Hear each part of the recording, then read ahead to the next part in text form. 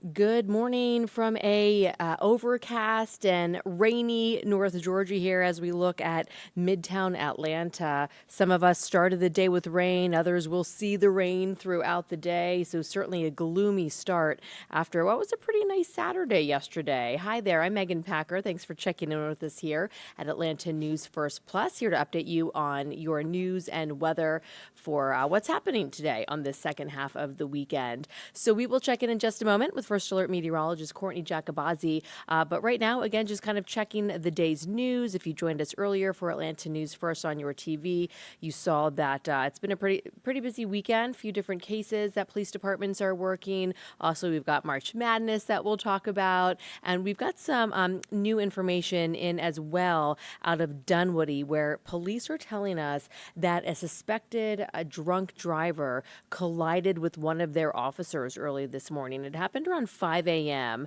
And we know that officer is okay and the person is under arrest right now. And here's what we know from Dunwoody police. Somebody called in after seeing the person asleep behind the wheel at Ashford Dunwoody Road and Hammond Drive. They called back to say that car was moving. There were officers in the area. They spotted the car going the wrong way, and it led to a head-on collision with one of the officers. That officer was apparently not able to get out of the way in time with that suspected DUI driver. So the person was arrested not only for DUI, but for another active outstanding warrant and taken to get checked out before going to jail. But again, the Dunwoody officer is okay.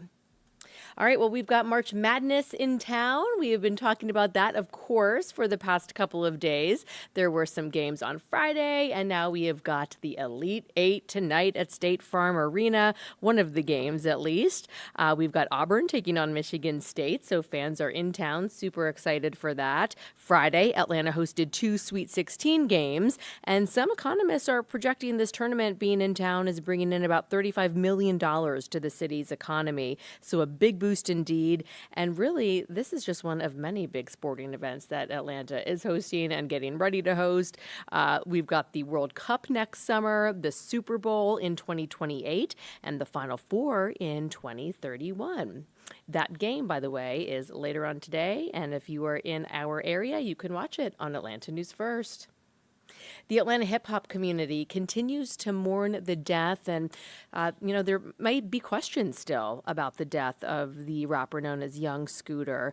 His name is Kenneth Bailey. He died after police say he ran away from officers Friday night. It happened in southeast Atlanta. We've told you investigators say he and another man opened the door of a home officers were called out to, shut it, and then ran off. According to police, Young Scooter fell while trying to climb a fence getting away, severely injuring his leg and causing bleeding.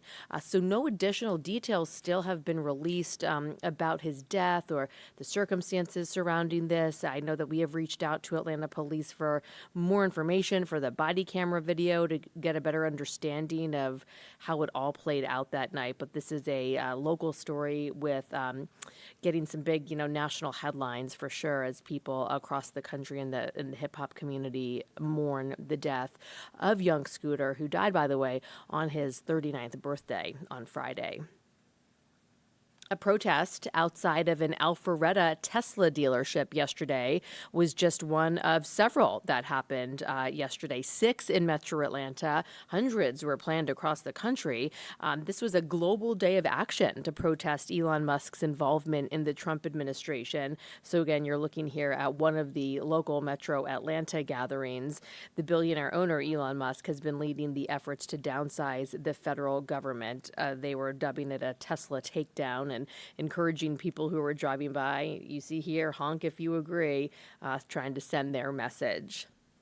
All right, even though it's a little bit unsettled weather-wise, if you want to try to get out to the Brookhaven Cherry Blossom Festival, it is your last day to do so today.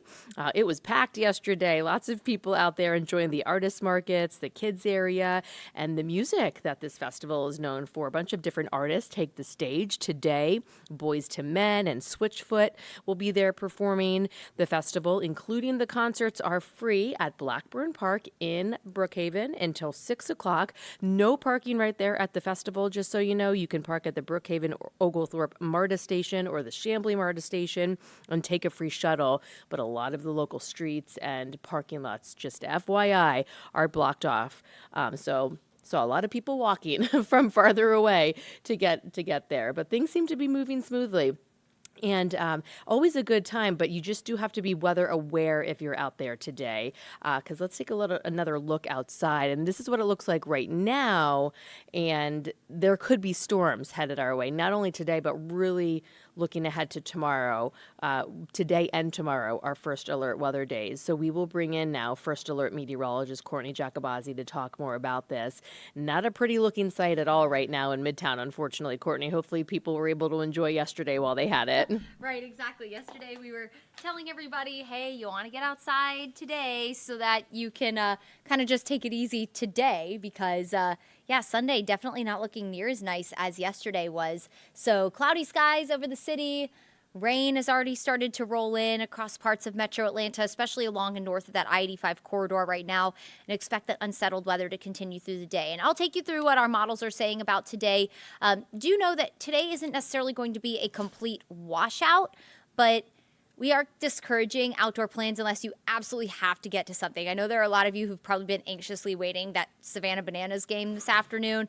So if you feel like you absolutely need to get out, just make sure you're making that plan in the back of your mind that if you start to hear rumbles of thunder or thunderstorms are starting to move into the area, that you have a way to kind of get under cover, whether that is into one of the restaurants or underneath the overhangs, because some of these storms could carry gusty wind and frequent lightning. In fact, a lot of them will carry gusty wind and frequent lightning if they develop later today.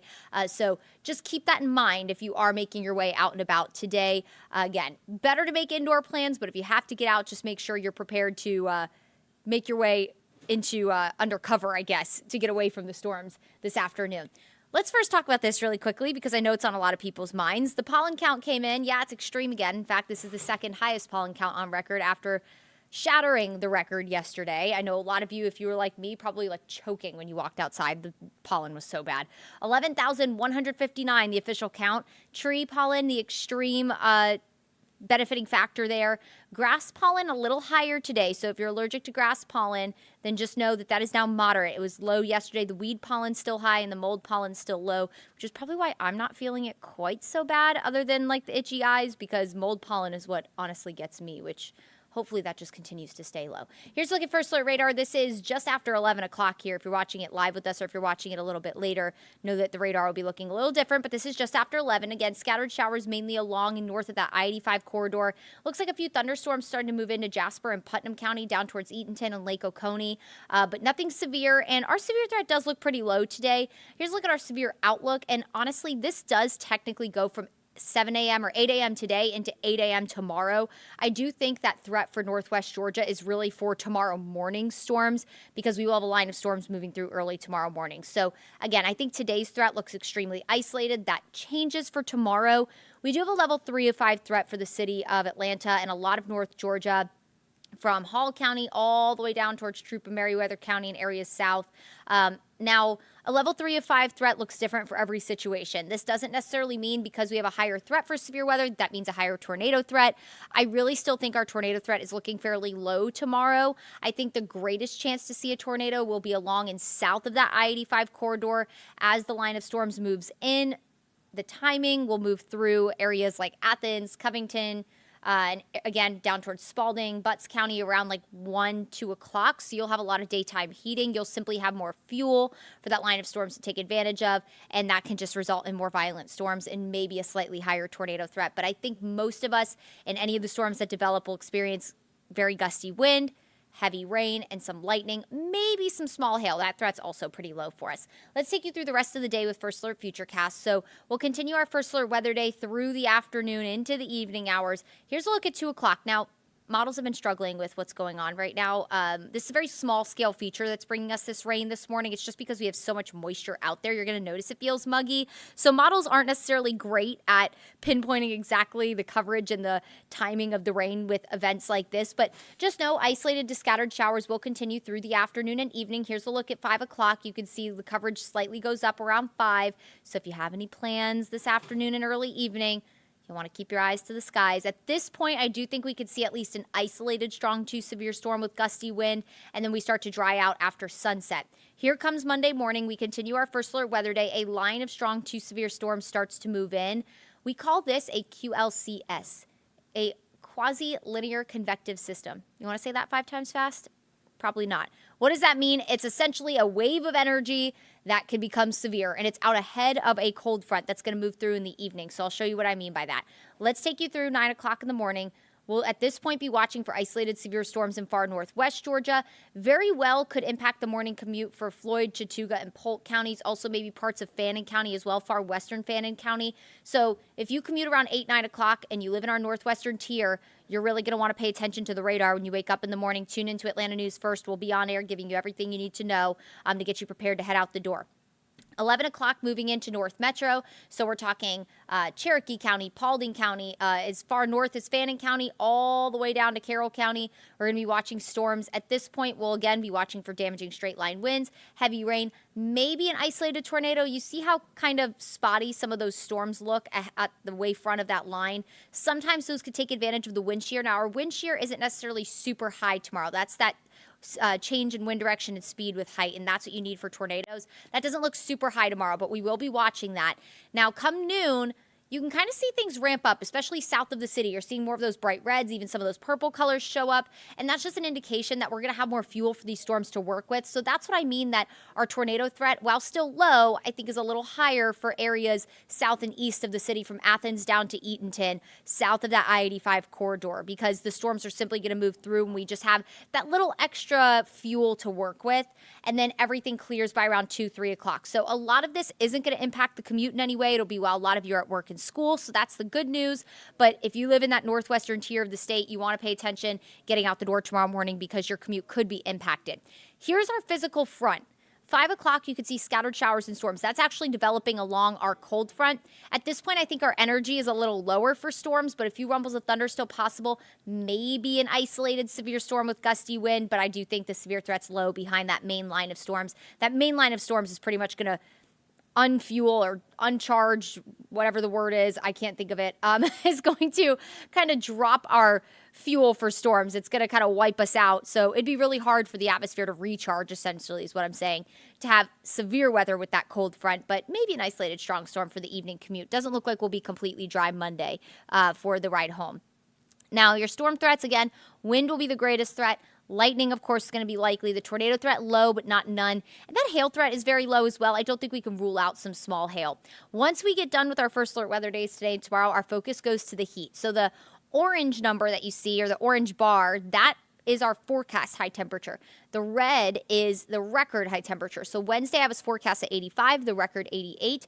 Thursday right now on track to tie the record. And then, yes, Friday, Braves home opener, by the way, I have us forecast at 89 degrees, the record 85 set back in 1969. So almost a 60-year record we could potentially break on Friday. If you're going to that game like me, just prepare your outfits accordingly, okay? Normally, the first game, you're in like a jacket. You won't need that this time. You will need like something that is loose, light, and that'll be comfortable in those seats, because I don't think it's necessarily going to be super sticky outside, but the humidity isn't going to be super, super low either. A very warm day. It will be mostly cloudy, though, so hopefully that'll help a little bit. It's one thing when it's 89 and super sunny and beaming on you. It's another thing when it's 89 and it's mostly cloudy. So still a very warm day nonetheless, but thankfully dry for that home opener. Here's a look at that first alert 7-day forecast. So our first alert weather days today and tomorrow. We will have, of course, the chance for scattered storms to continue this afternoon. So if you do have any plans this afternoon, you'll want to keep the First Alert Weather app handy because, of course, that'll let you know if storms are in your area. If you get alerted that storms are in your area, if you hear thunder, make sure you're kind of making your way into a safe spot. Don't be outside because some of these storms could carry gusty wind and frequent lightning, and that is dangerous. So while we're not encouraging you to get out, if you feel like you absolutely have to today, you just need to stay very weather aware. And then as we go into Monday, a line of storms moves through mainly between 8 and 2 p.m., Severe storms will be possible. Scattered severe storms are fairly likely tomorrow. Damaging wind, the main threat. Can't rule out a brief tornado. And then we'll wake up chilly Tuesday morning, highs in the upper 70s. A small rain chance Wednesday. And then it's all about the heat late week and into next weekend. Looks like we'll stay dry as well. So it looks like Jesus said, is it going to be raining in the morning in Cobb County? Yeah, it is already raining over there, I believe. Just some light rain. out there in Cobb right now. So scattered showers through the morning, that'll turn into scattered thunderstorms this afternoon. I do think that the afternoon, it won't necessarily be, again, a washout.